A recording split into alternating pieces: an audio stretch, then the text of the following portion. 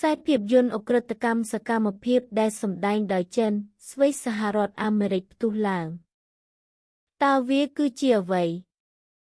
ដៃពណ៌ខៀវមានន័យថាវាគ្រាន់តែអមជាមួយភេសជ្ជៈនិងមិនណែនាំដៃក្រហមដែលមានន័យថាវាអាចត្រូវបាននាំយកទៅដោយភ្ញៀវបន្ទាប់ពីផឹកអតិថិជនយកមីសិនទៅទទួលទានអាហារពេលល្ងាច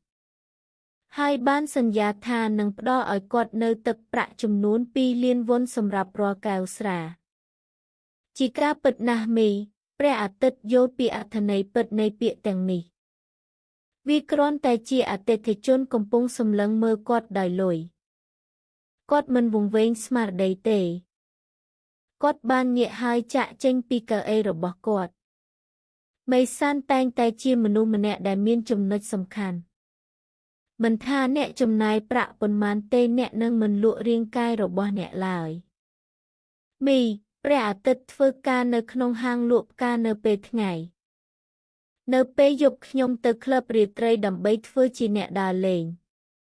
មីស៊ុនបានសម្រេចចិត្តបញ្ឈប់ទាំងស្រុងបន្ទាប់ពីសប្តាហ៍នេះគាត់នឹងដកហាងផ្កានោះចេញ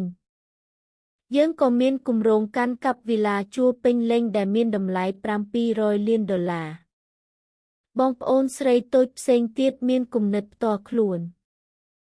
អ្នកខ្លះនិយាយថាចក្ខុវិស័យនៃលាមកនៅលើវាអ្នកដែលនៅលើមុខខ្ញុំក៏ជារបស់ខ្ញុំដែរ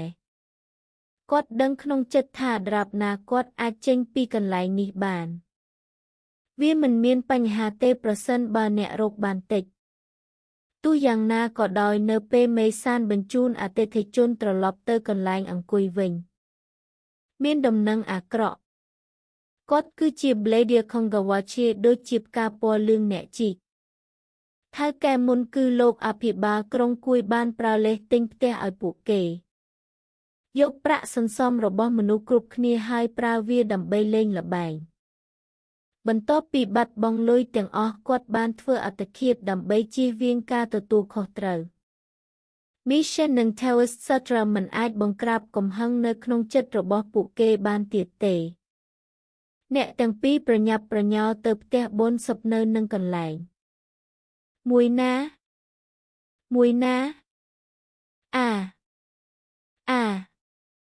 នៅទីបំផុតស្ត្រីទាំងពីរនាក់ទទួលបានប្រាក់ខ្លះមកវិញបន្ទាប់ពីមានការខិតខំច្រើនប៉ុន្តែនោះគឺជាការធ្លាក់ចុះនៃធុងរបៀបរស់នៅនាពេលអនាគតបានក្លាយជាសំណួរជាក់ស្ដែងបំផុតអ្វីដែលមិននឹកស្មានដល់គឺតើជាងពិតជាបានយកលុយដែលនៅសល់ទាំងអស់ទៅលេងល្បែងលើបាល់ទាត់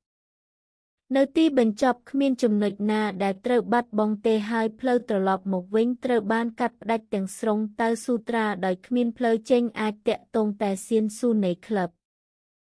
ដោយសារតែហ៊ុនស៊ុកបានតែងតាំងគាត់ឲ្យទទួលបន្ទុកចែកចាយមុនហើយបានសន្យាថានឹងផ្ដល់ឲ្យគាត់នៅចំនួនទឹកប្រាក់ដ៏ច្រើនអុយរូបាម៉ាអប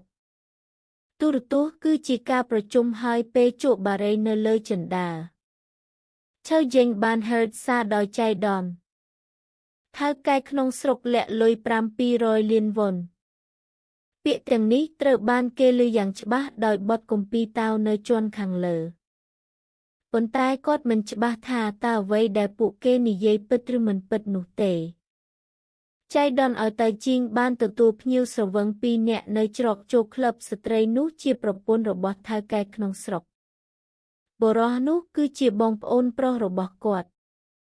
ស្ត្រីនៅតាមផ្លូវស្រវឹងក៏បានលើកឡើងថាថៅកែមូលដ្ឋានលាក់លុយខ្ញុំមិនខ្លាចកងគូរូកូសាគូដាគឺដែនសប៊ីហាវ៉ាឆេរក្រាមបូតហាន់ដេកូឌីណាម៉ា